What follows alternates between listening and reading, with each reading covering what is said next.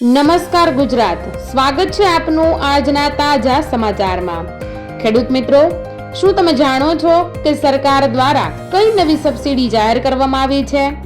શું તમને ખબર છે કે આજના માર્કેટ યાર્ડમાં કયા પાકના ભાવ આસમાને પહોંચ્યા છે? આજના આ ખાસ વિડીયોમાં આપણે વાત કરીશું ખેડૂતોને સીધી જ અસર કરતા એવા 40 મહત્વના સમાચાર વિશે, જેમાં ટ્રેક્ટર, સબસિડી, સોલાર પંપ યોજના અને રેશન કાર્ડને લઈને આવેલા નવા નિયમોની તમામ વિગતો તમને મળી જશે। જો તમે હજુ સુધી અમારી ચેનલને સબસ્ક્રાઇબ નથી કરી તો અત્યારે જ કરી લો, જેથી સરકારની એક પણ યોજના તમારાથી છૂટી ન જાય। તો ચાલો સમય બગાડ્યા વગર શરૂ કરીએ આજના મુખ્ય સમાચાર। જે મોઢે પાન ચાવ્યા ત્યાં કોલસો નહીં ચાવવું, આપ સાથે છેડો ફાડ્યા બાદ રાજુ કરપડાના નેતાઓ પર આકરા પ્રહાર। રાઘવ ચડ્ડાએ મોંઘવારી અનુસાર પગાર વધારવા માટે સંસદમાં કાયદો બનાવવાની માંગ કરી। પાવાગઢ જનારા યાત્રાળુઓ માટે મોટા સમાચાર, 6 દિવસ સુધી રોપવે સેવા રહેશે બંધ। અરવલ્લીમાં સરકારી જમીનમાં તુવેર અને ઘઉંની વચ્ચે વાવેતર કરાયેલા ગાંજાના 83 છોડ પકડાયા। સ્થાનિક ચૂંટણીઓ પહેલા આપના સાવરણાની સળીઓ વેરવિખેર। અમેરિકામાં ભારતીય વિદ્યાર્થિનીનું અકસ્માતમાં મોત, પરિવારને મળશે 262 કરોડની સહાય। હિન્દુ પક્ષને મોટી રાહત, કોર્ટે દરગાહની અંદર ઉપસ્થિત શિવલિંગની પૂજા કરવાની આપી મંજૂરી। રાજુ કરપડાએ જનતાથી શું છુપાવ્યું?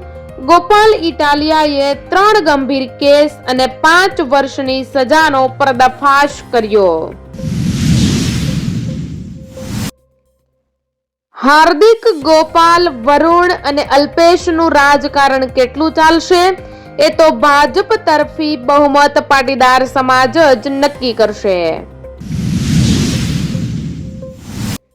ઇટાલિયાએ રાજુ કરપડાને સંભળાવી દીધું, જેલમાં કયા આઈપીએસ ને મળ્યા અને ગાંધીનગરમાં કયા બંગલામાં મળ્યા તેની પણ વિગત મારી પાસે છે।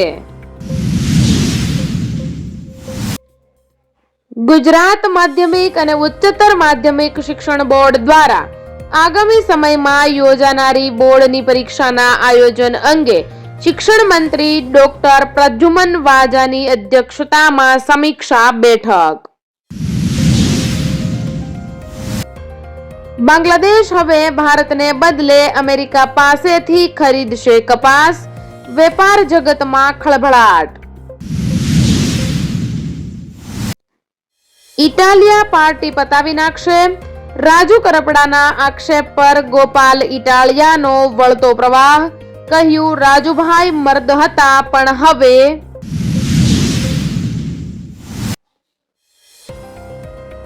કેન્દ્રીય વિદ્યાલયના 2 છાત્રો સ્કૂલે જવા નીકળ્યા બાદ લાપતા થયા, ક્રિસ્ટલ મોલ પાસેથી મળી આવ્યા।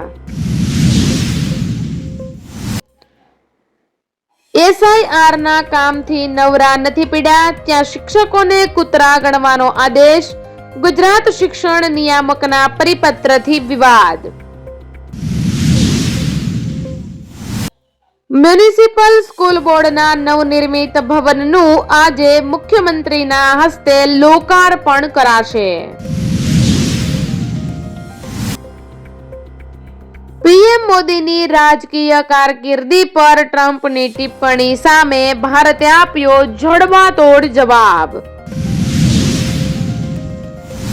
રાજ્ય સરકારનો મહત્વનો નિર્ણય, 47 મામલતદાર ટીડીઓને ઇન સિટુની બઢતી। ગાંધીનગરમાં રાજકીય ગરમાવો, જેઠાભાઈ ભરવાડના રાજીનામા બાદ હવે કોણ બનશે નવા ઉપાધ્યાય?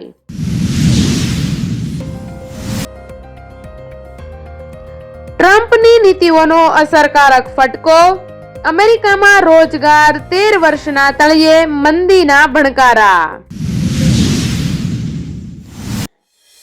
પહેલા ભાવિ જમાઈ સાથે ભાગી ગઈ મહિલા, 10 મહિના રહીને હવે બનેવી સાથે ભાગી, મગજ ચકરાઈ જાય તેવો કિસ્સો.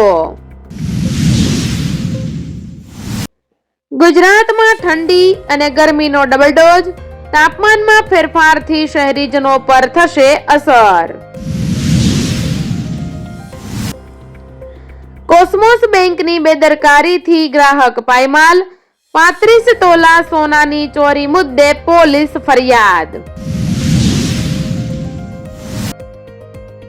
આજી ડેમ પાસે કુખ્યાત આરોપી હિરેન ગળચર તેના માતા અને ભાઈ પર હુમલો, ટોળું ધોકા પાઇપ અને છરી સાથે તૂટી પડ્યું.